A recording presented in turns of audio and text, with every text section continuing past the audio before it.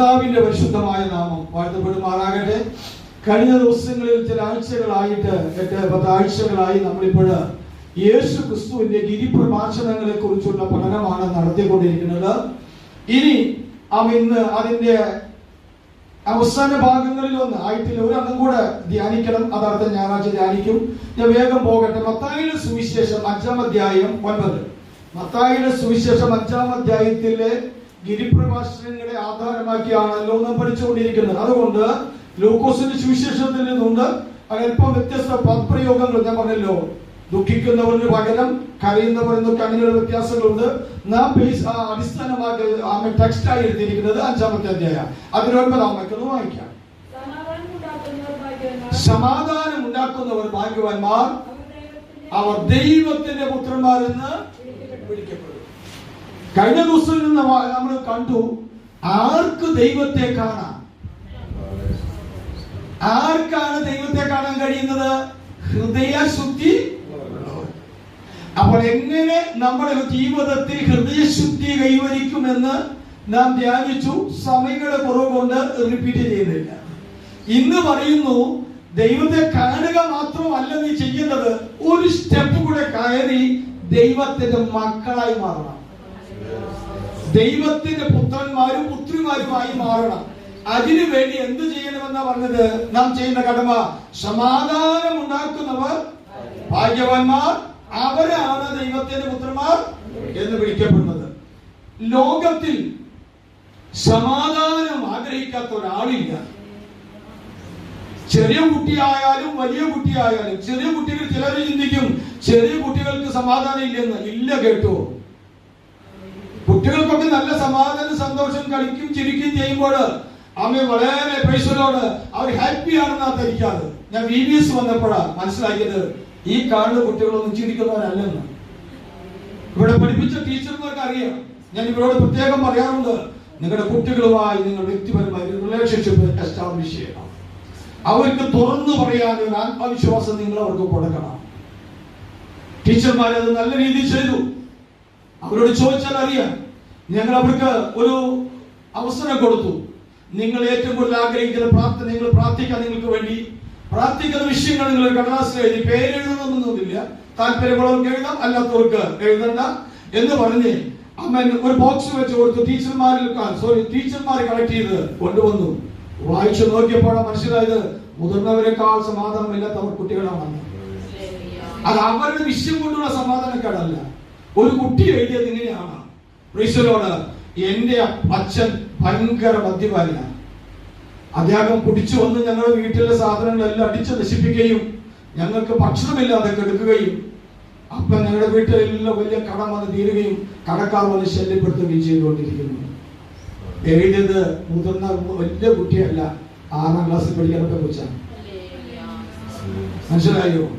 ദൈവമക്കളെ, നിങ്ങൾ ഈ കാണുന്ന ചിരിക്കുന്നവരെല്ലാം സന്തോഷമുള്ളവരാണെന്ന് വിചാരിക്കുന്നു നിങ്ങൾക്ക്? ഈ ലോകം ഒരു മായാകാഴ്ചയാണ്. ലോകം ഒരു മായാകാഴ്ചയാണ്. ഒരിക്കൽ ഒരു പെൺകുട്ടി ബസ് സ്റ്റോപ്പിൽ നിൽക്കുകയാണ് ജോലിക്ക് പോകാൻ. ജോലിക്ക് പോകുമ്പോൾ എന്നും ബസ് സ്റ്റോപ്പിൽ അവൾ ബസ്സിനകത്ത് ഇടിച്ച് കയറി തൂങ്ങിക്കിടന്ന് പോകുമ്പോൾ അവൾ അതിന് മുമ്പേ കാണാറുണ്ട്. അവള് കൂട്ടുകാരി കൂടെ കോളേജിൽ പഠിച്ച പെങ്കൊച്ച് അവളെ ഭർത്താവിന്റെ പിന്നിൽ ബൈക്കിൽ ഇരുന്ന് അയാളെ ചുറ്റി പിടിച്ചിരുന്നിട്ട് വണ്ടി ഓടിച്ച് അവർ പോകുന്നതാണ്. അവൾക്ക് എന്ത് അസൂയ തോന്നി. അവൾ എന്ത് ഭാഗ്യവതിയ, എന്ത് സ്നേഹമുള്ള ഒരു ഭർത്താവിനെ അവൾക്ക് കിട്ടി. അവൾ കണ്ടോ, അവൾ ഭർത്താവിന്റെ പുറകിലിരുന്ന് ഭർത്താവിനെ ചുറ്റി പിടിച്ചിരുന്ന് ചിരിച്ച് കളിച്ചിട്ട് അവർ പോകുന്നു. ഒരു ദിവസം സന്ദർഭവശാൽ ഇവർ രണ്ടുപേർക്കും കൂടി കണ്ടുമുട്ടുവാൻ ഒരു ഒക്കേഷൻ കിട്ടി വന്നു. അവൾ പങ്കെടുത്തു. ഇവള് പറഞ്ഞു, എന്റെ ഭർത്താവ് ഇന്ന് വരെ എനിക്ക് വണ്ടിയിൽ പുറകെ ഇരുത്തിയിട്ടില്ല, എന്നെ എവിടെയും കൊണ്ടാക്കൂല, പൊക്കോളം പറഞ്ഞ് പൈസ തരും, ഞാൻ പോകും വരും. അതൊന്നാ നീ അത്ര സന്തോഷമുള്ളതാണ്, എനിക്കത്ര നീ എല്ലാ ദിവസവും ഭർത്താവിന്റെ ഇറക്കത്തും പിടിച്ച് ബൈക്കിലിരുന്ന് ചിരിച്ചു പോന്ന് ഞാൻ കാണുമ്പോൾ എനിക്ക് നിന്നോട് അസൂയ എന്ന് പറഞ്ഞു. അവള് പറഞ്ഞു, നീയ ഭാഗ്യവതി, നീ എങ്ങനെ പാട് വെച്ച് ഞാൻ എങ്ങനെ ഭാഗ്യവതി, എന്റെ ഭർത്താവ് ഇതുവരെ എന്റെ കൂടെ വന്നിട്ടില്ല. അവള് പറഞ്ഞു, ഞാനേ സന്തോഷം കൊണ്ടല്ല അവൻ ഞാൻ കട്ട് പിടിച്ചിരിക്കണേ, അവന് വെട്ടിത്തള്ളിയാതിരിക്കാന് തള്ളിയിട്ട് അവന് കൂടെ പോകണല്ലോ. അതിന് വേണ്ടി മുറുക്കി പിടിച്ചു. എങ്ങനെയുണ്ട്? കാരണം ഇവള് പറയാണ്, ഈ മനുഷ്യൻ ഭയങ്കര ദുഷ്ടനാണ്. ഇവൻ എന്ത് ചെയ്യുന്ന വണ്ടി ഓടിക്കുമ്പോ സകല വെട്ടിലും ചാടിക്കും. ഞാൻ വീണിട്ട് അവിടെ കിടക്കാൻ വേണ്ടിയിട്ടാണ്. അപ്പൊ ഞാൻ അങ്ങനെ വിട്ടുകൊടുത്തില്ല. ഞാൻ മുറുക്കെ പിടിച്ചിരിക്കുക. എടാ പൊന്നുമോനെ, ഞാൻ വീണ്ടെങ്കിൽ നീയും കൂടെ കാണുന്നു. ഇതാണ് ഈ ലോകം. കാണുന്നതല്ല സത്യം, കാണുന്നതല്ല സത്യം. നീ കണ്ടറിയിക്കുന്ന കാര്യങ്ങളല്ല, ഗ്രഹിക്കുന്ന പോലെയല്ല. പലതും ബോംബിന് തുല്യമായി നീറിപ്പോകുന്ന പടക്കത്തിന്റെ കടയിൽ അവൻ മരുന്ന് അവൻ പൊരക്കകത്ത് അവൻ ഇരിക്കുന്ന ഭയത്തോടിരിക്കുന്ന മനുഷ്യരെ പോലെ മനുഷ്യർ ഭീതിതരായിരിക്കുന്നത്. ലോക രാജാക്കന്മാർ ലോക നേതാക്കന്മാർ ഒരുപക്ഷെ കൂട്ടം കൂടിയിരുന്ന് ചർച്ച ചെയ്തിട്ടുള്ള ഏറ്റവും വലിയ വിഷയം ഒരുപക്ഷെ സമാധാനം എങ്ങനെ കൈവരിക്കാം എന്നുള്ളതാണ്. ഇന്ത്യ അണുബോംബുണ്ടാക്കി ശൗര്യദിനമാകെ ആചരിക്കാറുണ്ട് എല്ലാ വർഷവും നമ്മുടെ ആളുകൾ. നമുക്കൊരു പ്രധാന പ്രസിഡന്റ് ഉണ്ടായിരുന്നു. കുട്ടികൾക്ക് അറിയുമെന്ന് അറിയില്ല. ബോംബുണ്ടാക്കാൻ പോയി കല്യാണം കഴിക്കാൻ പറഞ്ഞ മനുഷ്യൻ അറിയോ നിങ്ങൾ കുട്ടികള്? ബോംബുണ്ടാക്കാനേ ജീവിതം പറഞ്ഞ മനുഷ്യൻ അബ്ദുൽ കലാം. ബോംബ് മേന പേര് ലോകം ഒഴിക്കുന്നത്. അദ്ദേഹം നമ്മുടെ പ്രസിഡന്റ് ആയിരുന്നു. കേട്ട മക്കളെ വലപ്പോഴൊക്കെ വായിച്ചോളൂ. ഞാൻ പറഞ്ഞ മനസ്സിലായോ? ഇന്ത്യക്ക് ആറ്റം ബോംബ് ഉണ്ടാക്കുവാൻ വേണ്ടി ഹല്ലേലൂയ ജീവിതം ഒടിഞ്ഞു വെച്ച മനുഷ്യൻ. ഒരിക്കൽ പത്രപ്രതിനിധി ചോദിച്ചു, എന്റെ കല്യാണം കഴിക്കാഞ്ഞത്? അങ്ങനെ ഒരു സമയം കിട്ടിയില്ല. എന്ത് കിട്ടിയില്ല? ഞാൻ നിന്റെ പഠിപ്പല്ല. അങ്ങനെ ജീവിതത്തിൽ എന്തിനു വേണ്ടി അനുഭവം ഉണ്ടാക്കുന്നു? ഇന്ത്യ എന്തിന് അനുഭവം ഉണ്ടാക്കി വെച്ചേക്കുന്നു? അലമാരിയിൽ കൂട്ടി വെച്ചിട്ടുണ്ടല്ലോ. എന്തിനു വേണ്ടിയാണ്? പാകിസ്ഥാനെ ഭയപ്പെടുത്താൻ. എന്തിനു ഭയപ്പെടുത്തണം? അവൻ ഞങ്ങളോട് കടിച്ചാൽ ഞങ്ങൾ ഇത് പ്രയോഗിക്കും. ഇന്ത്യ പൊക്രാനിൽ അണുബോംബ് പൊട്ടിച്ചു. അന്നത്തെ പ്രധാനമന്ത്രിയായിരുന്ന വാജ്പേയി പോയി ദേശീയ പതാകയുടെ അവൻ തടഞ്ഞുകൊണ്ട് ഇന്ത്യ അണുശക്തിയായി പ്രഖ്യാപിച്ചു. അന്ന് രാത്രി പാകിസ്ഥാൻ പ്രസിഡന്റ് പ്രഖ്യാപിച്ചു പച്ചക്കൊടിയിൽ അടുത്തിരുന്ന് പാകിസ്ഥാൻ അണുശക്തിയായി മാറിയെന്ന്. അപ്പൊ ഇവര് സമാധാനം ഉണ്ടാക്കാൻ പോകുന്നത് എങ്ങനെയാ? ഞാൻ നിങ്ങളെ ഭയപ്പെടുത്തി, നിങ്ങൾ എന്നെ ഭയപ്പെടുത്തി. ഭയത്തിന്റെ ആത്മാവിലുള്ള സമാധാനമാണ് ലോകം കണ്ടെത്തിയത്. എന്നാൽ ദൈവവചനം പറയുന്ന സമാധാനം അത് യോഹന്നാന്റെ സുവിശേഷം 14:27 വാക്യം വായിച്ച ഡിസ്പ്ലേ ചെയ്യാൻ കഴിയുന്നില്ല എനിക്ക്. ഇന്ന് എന്തോ ഞാൻ എടുത്തത് തെറ്റിപ്പോയി. അതുകൊണ്ട് പിന്നീട് തരാം.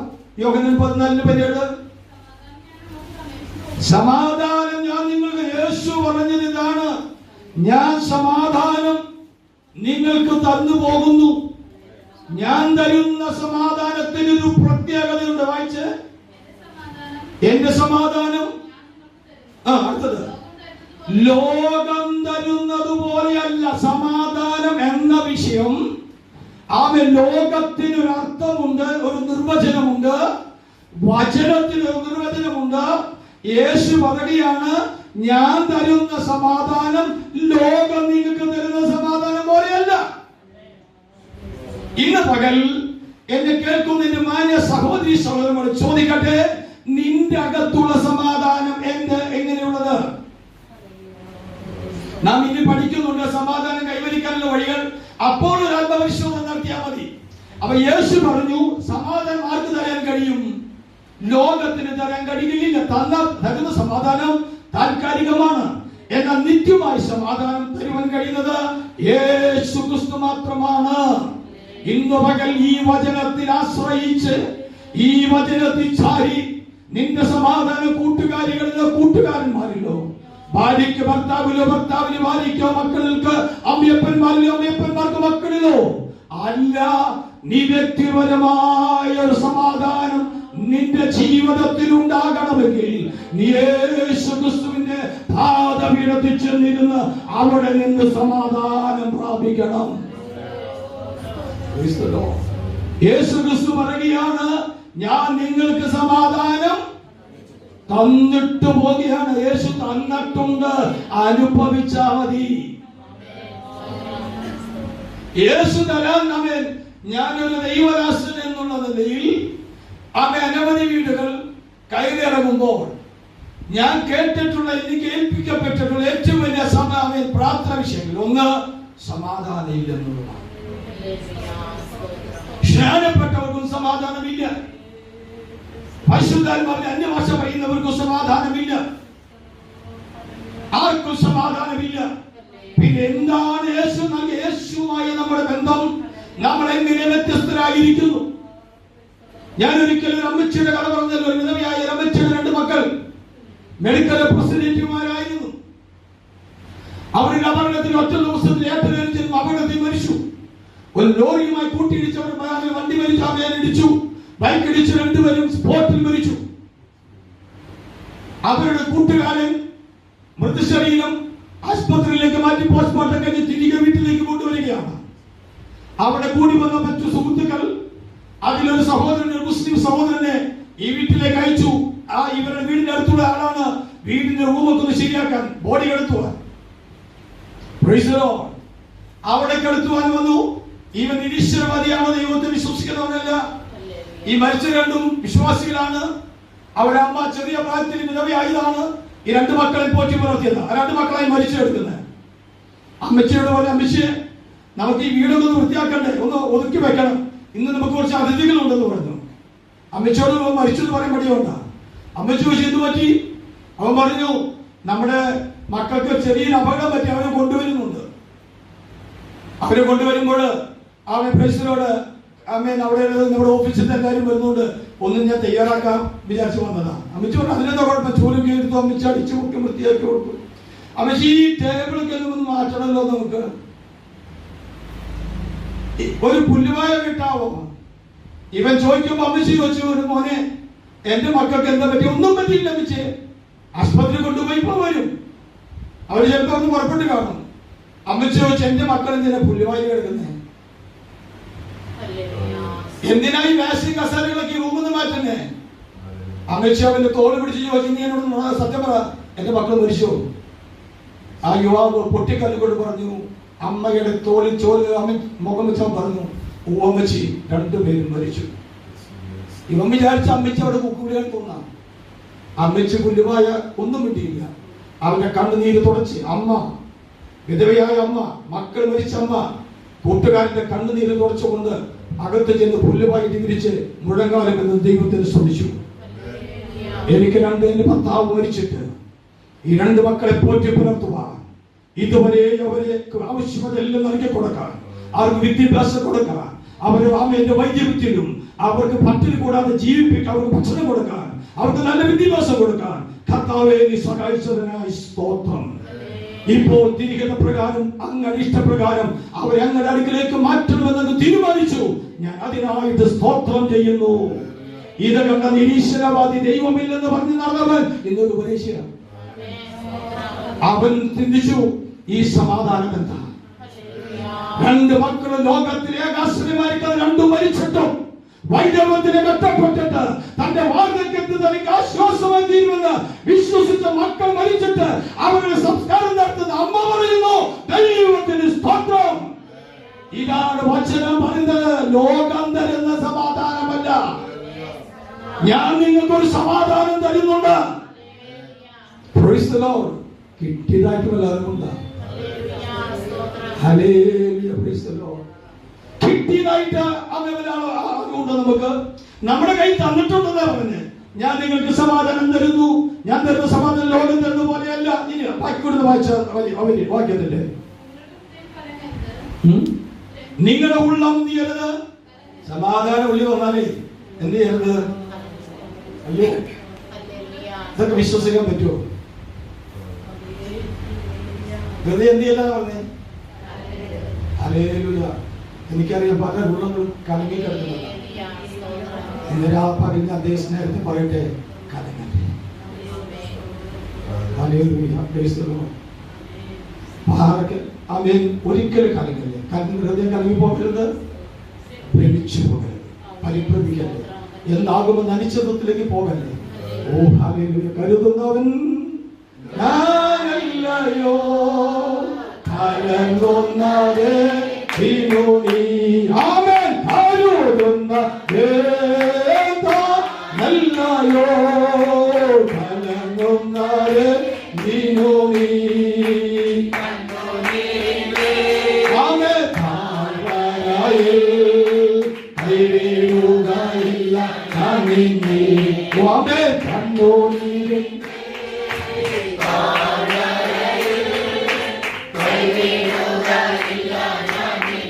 അപ്പൊ സമാധാനം ലോകത്തിന് തരുവാൻ കഴിയുകയില്ല.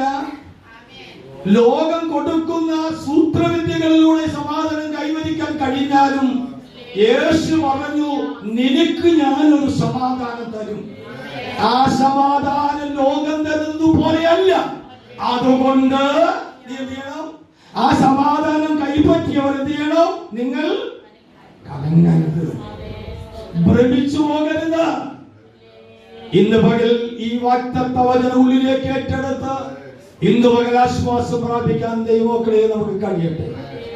അലേതാകുല ചിന്തകളെയും എല്ലാ മാനുഷിക വൈകല്യങ്ങളെയും ആരോടും പറയാൻ കഴിയാതെ, ആരോടും പങ്കുവെക്കാൻ കഴിയാതെ പൊട്ടി പൊട്ടി കരയുന്ന അനുഭവത്തിൽ നിന്ന്, അത് ഹൃദയം കലങ്ങി മറിയുന്ന അനുഭവത്തിൽ നിന്ന് തിരമാലക വെള്ളപ്പാച്ചലുകള്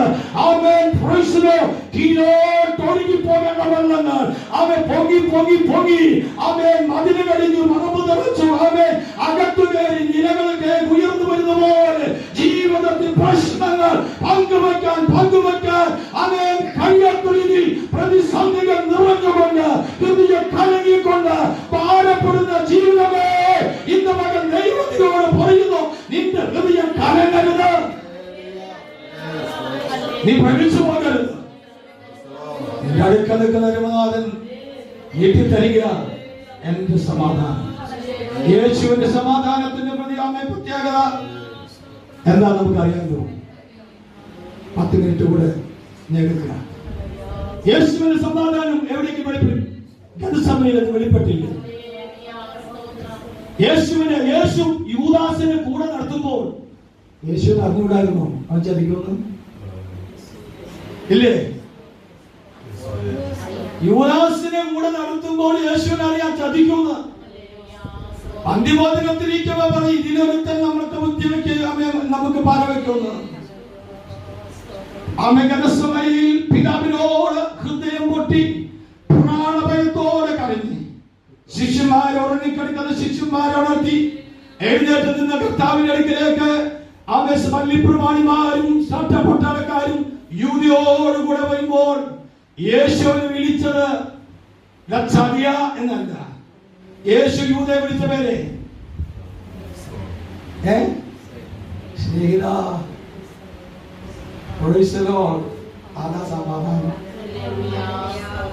നീ പല വന്ന കാര്യം വെച്ചിട്ട് പോകണം. പത്രോസിന് ശൗര്യം കൂടി കയ്യിലുള്ള വാളുകൊണ്ട് മർക്കോസിന്റെ കഴുത്തിന് വെട്ടി. പത്രോസിന് ഉന്നം കൂടിയതുകൊണ്ട് ചെവിര കൊണ്ട് അല്ലേ? ആരെങ്കിലും ചെവി മുറിക്കാൻ വാൾ വീശുമോ? യേശുവിനെ പിടിച്ച മർക്കോസിനെ അവന് പക്ഷെ യേശുവിനെ കൈ പിടിച്ചത് അവനായിരിക്കാം. വാള് കൊണ്ട് വീശി ചെവി പോയി. യേശു ആ ചെവി എടുത്ത് ഒറ്റവെച്ചുകൊണ്ട് പറഞ്ഞു, അവൻ സൗഖ്യമാക്കി വിട്ടു. പത്രോസ് പറഞ്ഞു, പ്രതിസന്ധിയുടെ നടുവിൽ സമാധാനം കാണിക്കാൻ പറ്റുമോ? 10,000 അന്യഭാഷക്കാർ നല്ലതാ.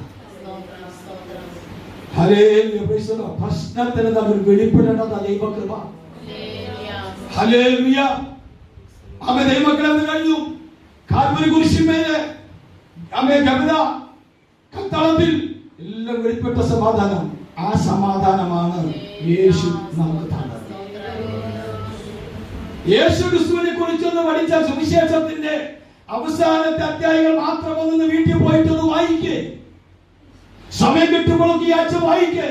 അവിടെ യേശു ക്രിസ്തുവിന്റെ അകത്ത് പിതാവായ ദൈവം നിക്ഷേപിച്ച അവന് ക്രിയേറ്റ് ചെയ്യപ്പെട്ട സമാധാനം, അതിന്റെ പ്രവൃത്തികളെ കണ്ട് അതൊന്ന് അനുകരിക്കാൻ ശ്രമിച്ചു നോക്കിയേ. നമ്മുടെ അകത്ത് സമാധാനം, യേശു തന്ന സമാധാനേ കർത്താവിന്റെ സമാധാനം, അവൻ അനുഭവിച്ച സമാധാനം, അതാ നമുക്ക് തന്നത്. ഇനി സമാധാനം കിട്ടാനുള്ള വഴികൾക്കൊന്ന് പറഞ്ഞു തരാം. സമയങ്ങളെ വേഗം പോകാം. വേഗം വായിക്കണം. ലൂക്കോസ് 8:14 വായിച്ച്.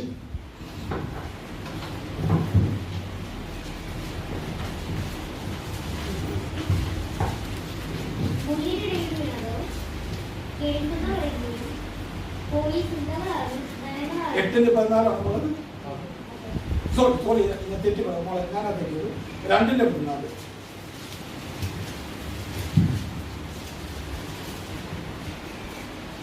ലൂക്കോസ് 2:10.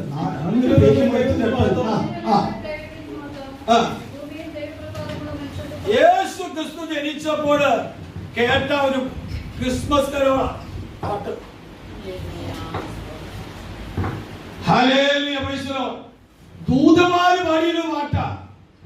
അതിന്റെ അകത്ത് സമാധാനത്തിന്റെ ഒരു സോഴ്സ് വന്നിട്ടുണ്ട്. അപ്പൊ ആദ്യത്തെ സമാധാനത്തിന്റെ വഴികൾ ഒന്ന് യേശു തരുന്നതാണ്. അത് എഴുതി വെക്കുന്നവർക്ക് എഴുതി വെച്ചെങ്കിൽ സമാധാനം യേശു ക്രിസ്തു തരുന്നതാണ്. രണ്ട്, ഇപ്പൊ നമ്മൾ വായിച്ചത് ദൈവപ്രസാദമുള്ളവർക്ക് കിട്ടുന്നതാണ്. അത്യുന്നതങ്ങളിൽ ദൈവത്തിന് മഹത്വം, ഭൂമിയിൽ ദൈവപ്രസാദമുള്ള ആർക്കാ സമാധാനം?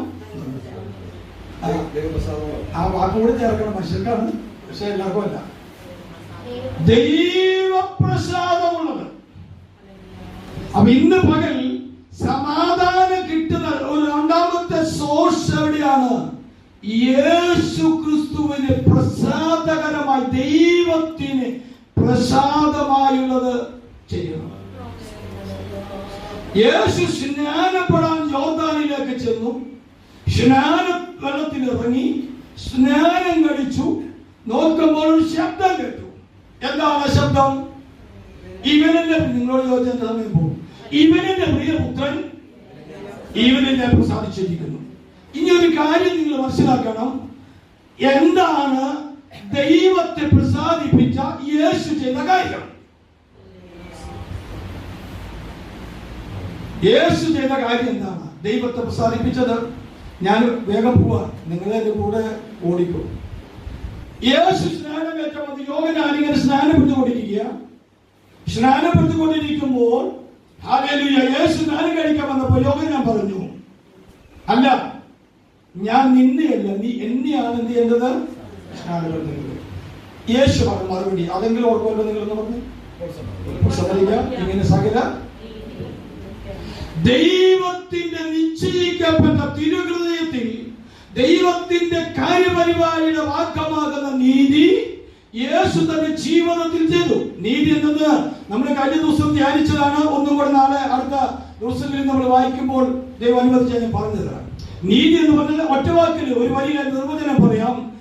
ദൈവത്തിന്റെ പദ്ധതിയിൽ നാം പങ്കാളികളെ തീരുമ്പോൾ അതെങ്ങനെ നമ്മുടെ ജീവിതത്തിൽ ദൈവം ആഗ്രഹിക്കുന്ന പോലെ നമ്മുടെ ജീവിതത്തിലേക്ക് പകർത്തുന്നുവോ അതാണ് നീതി. അഥവാ ദൈവം അനുഷ്ഠിക്കുവാൻ ദൈവം കൽപ്പിച്ച കാര്യങ്ങൾ ജീവിതത്തിൽ അനുവർത്തിക്കുമ്പോഴാണ് ദൈവത്തിന്റെ നീതി നിർവഹിക്കപ്പെടുന്നത്. ആ തിരികെ പ്രകാരമുള്ള നീതിയിലാണ് മനുഷ്യജാതിയാൽ ജനിച്ചവരെല്ലാം സ്നാനപ്പെടണമെന്ന് ദൈവത്തിന്റെ തീരുമാനമാകിയാൽ നമുക്കെല്ലാവർക്കും മാതൃകയായിക്കൊണ്ട് യേശു ക്രിസ്തു, മനുഷ്യനായ യേശു ക്രിസ്തു സകല മാനവജാതിക്കും മുന്നായി ഹല്ലേലൂയ നമുക്ക് മാതൃകയായി ജനത്തിൽ യോഹന്നാനാൽ സ്നാനപ്പെട്ട് മാതൃക കാണിച്ചപ്പോൾ ദൈവം പറഞ്ഞു, ഇത് ഞാൻ വെച്ച നീതിയാണ്, ഈ പ്രവൃത്തി അവൻ ചെയ്തതുകൊണ്ട് ഇവനിൽ ഞാൻ പ്രസാദിച്ചിരിക്കുന്നു. എത്ര നീണ്ടുപോയതുകൊണ്ട് ബുദ്ധിമുട്ടായി മനസ്സിലാക്കാൻ.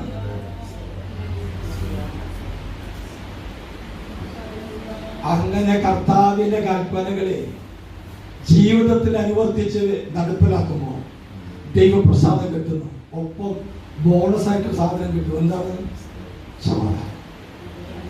അപ്പൊ സമാധാനം വേണോ? നീ ചെയ്യേണ്ട കാര്യം ചെയ്യണം. ദൈവത്തെ പ്രസാദിപ്പിക്കുക.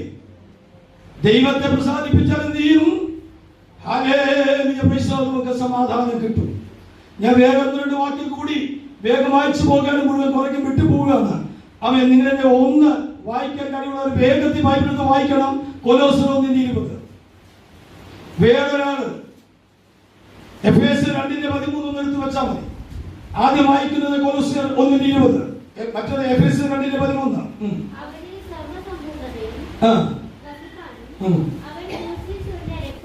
യേശു ക്രിസ്തു ക്രൂശിൽ ചൊരിഞ്ഞ രക്തം കൊണ്ട് അവൻ മുഖാന്തരം, മൂന്നാമത്തത് എഴുതുന്നവർക്ക് വേണ്ടി പറയുന്നു, യേശു ക്രിസ്തുവിന്റെ ക്രൂശ് മരണത്താലാണ് സമാധാനം വരുന്നത്.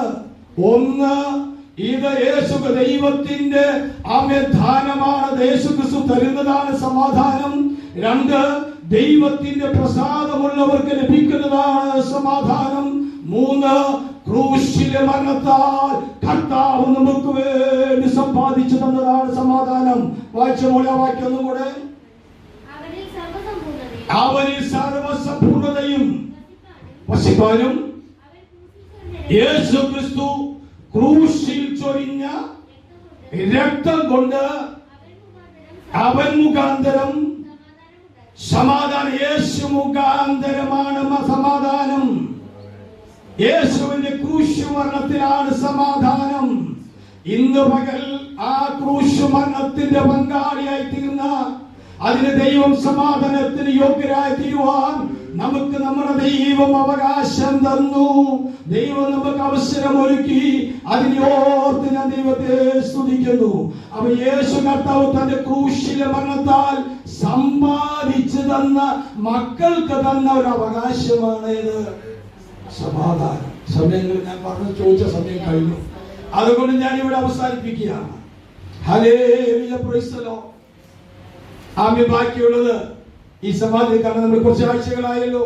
അടുത്ത ആഴ്ച ഞാൻ മറ്റൊന്ന് തുടങ്ങുന്നത് നീതി നിമിത്തം ഉപദ്രവിക്കപ്പെടുന്നവരെ കുറിച്ച് പറയുന്നു. ഈ നോട്ട്സ് ബാക്കിയുള്ള കാര്യങ്ങള് ആമേൻ, പ്രൈസ് ദി ലോർഡ്. താല്പര്യമുള്ളവര് ആമേൻ, യോഗം കഴിഞ്ഞാല് അവിടെ ആരുണ്ടാകുന്ന